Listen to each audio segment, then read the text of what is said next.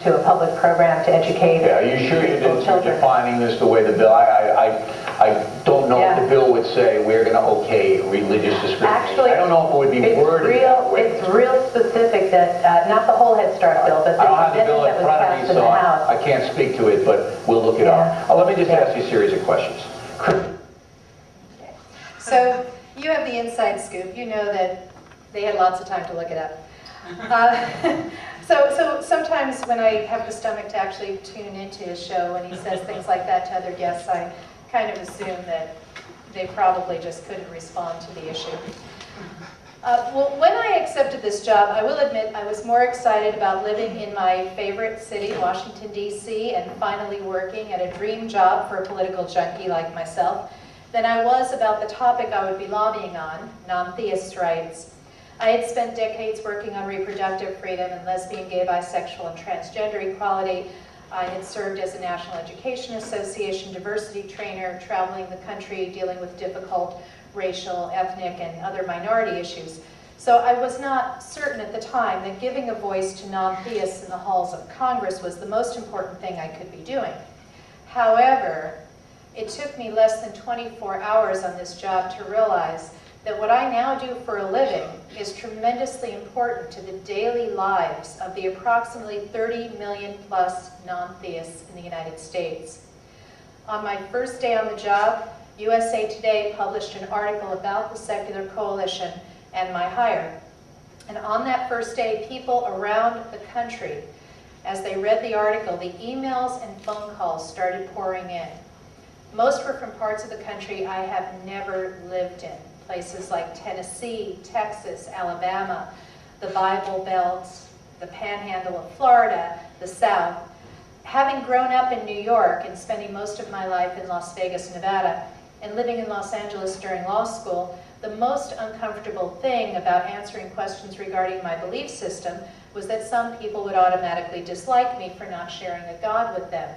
But the calls and emails that I received that day were from people who were scared. They were just frightened and hiding their beliefs on a daily basis. One man who sounded elderly seemed to be near tears, the way his voice was shaking. And on the phone he told me, "I've never told anyone this before, and I was even afraid to make this call, but I don't believe in a God, and I'm so glad you're there doing this work. And is there anyone near me in Tennessee who feels the way I do that I can talk to?" It's actually very useful that the Secular Coalition is a coalition of national organizations, many of which have affiliates, so that we were able to connect this man to others. Other people recounted how they had lost a job suspiciously close in time to their boss finding out that they didn't have a deity belief. That day and during the months that followed, the most disturbing stories I heard were about how children throughout the United States were being treated. Brenda Fry from Lawrence, Kansas, described how her daughter Bailey, during second grade, was pushed against a fence during public school recess and had the sign of the cross drawn on her forehead because Brenda's family identify as atheists. Another parent was dealing with his son's football coach, telling the team that the boy was evil because he didn't attend church. A gentleman from Oklahoma, Mr. Smolkowski, was accused of assault, but later proved completely innocent when he objected to forced prayer on his daughter's public school basketball team. The harassment the Smolkowskis dealt with after the complaint led to both teenagers who had been attending public school being homeschooled instead for the rest of their school years. Other children were being ostracized and had no friends because they didn't say "under God" in the pledge. This is especially offensive because so many people say to me, it doesn't matter at all if public schools lead children in the post-1954 version of the pledge. But it does matter in many parts of the country where public schools are being used to divide children based on religion. And it is especially distressing when we consider the history of the original phrase, "one nation, indivisible," written just a few years after the Civil War and what that meant at that time, and how the 1954 edition was placed in between those words which had brought us together during a time when non-theists were scapegoats in McCarthy's witch hunt.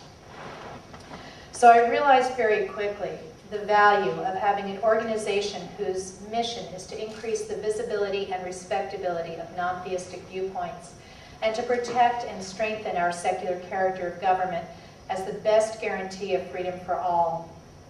Now, I mentioned that other church-state separation groups welcomed the secular coalition with open arms.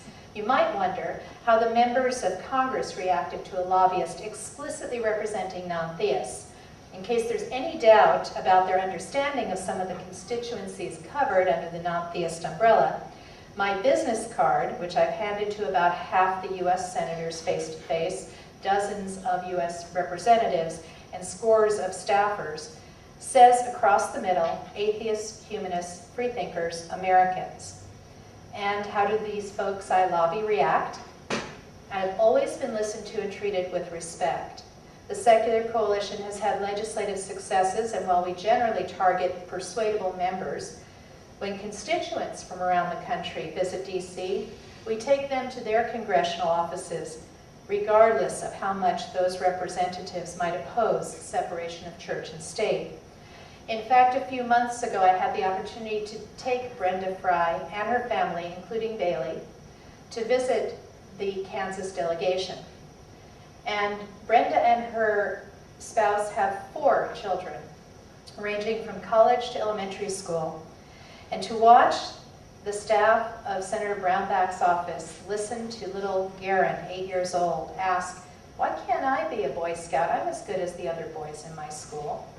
Or to hear Bailey tell what happens to kids if they won't say under God because they've been taught at home to be honest, and they're being raised in a very ethical household where being dishonest just wouldn't be right. It's very powerful. And I'm sure it won't change any votes of Mr. Brown, of Senator Brownback or Senator Roberts, or even their House Rep, Representative Boyda, although she usually votes with us. But the rhetoric that occurs when something like Michael Newdow's Under God and the Pledge case gets decided, usually members of Congress get up and spew all kinds of rhetoric that harms non-theists, especially children. So perhaps they'll think about Garen the next time they decide whether or not to do that.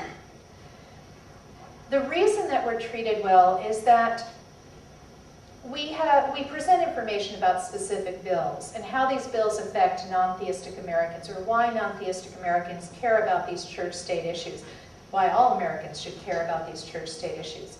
We never walk into a congressional office to argue about personal theology.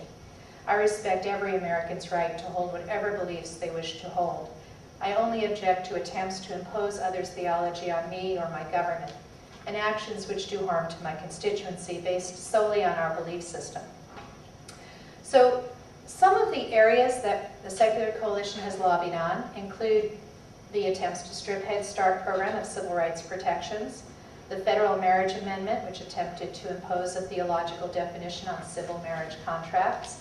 And in California, you have the opposite fight, where there are civil rights, and in about a week, you'll have an opportunity to vote on whether those should be taken away from people. Expanding the stem cell lines, which National Institutes of Health are permitted to use in their research. Deleting an earmark appropriation to a creationist organization for the purpose of crafting science curriculum. And after the defeat of that earmark, by the way, the money was instead used to purchase lab equipment for science classes and computers. We also opposed other earmarks for religious... Oh, and how many of you in here receive e-alerts from the Secular Coalition for America? Ah, super. How many of you were in that system at the time of the creationist earmark? I think it was over a year ago. And did you take action on that? That is what made the difference. That was a grassroots thing. Quite often we just have to work behind the scenes and with committee leaders. That one, it was thousands of people contacting their senators all over the country, finally put enough pressure on Senator David Vitter from Louisiana, who had tried to get this earmark through, that he had to eventually take it off the table. So yay. We also oppose other earmarks for religious purposes, and we support replacing abstinence only until marriage federally funded curriculum with fact-based sex education, and ensuring access to legal pharmaceuticals, including emergency contraception.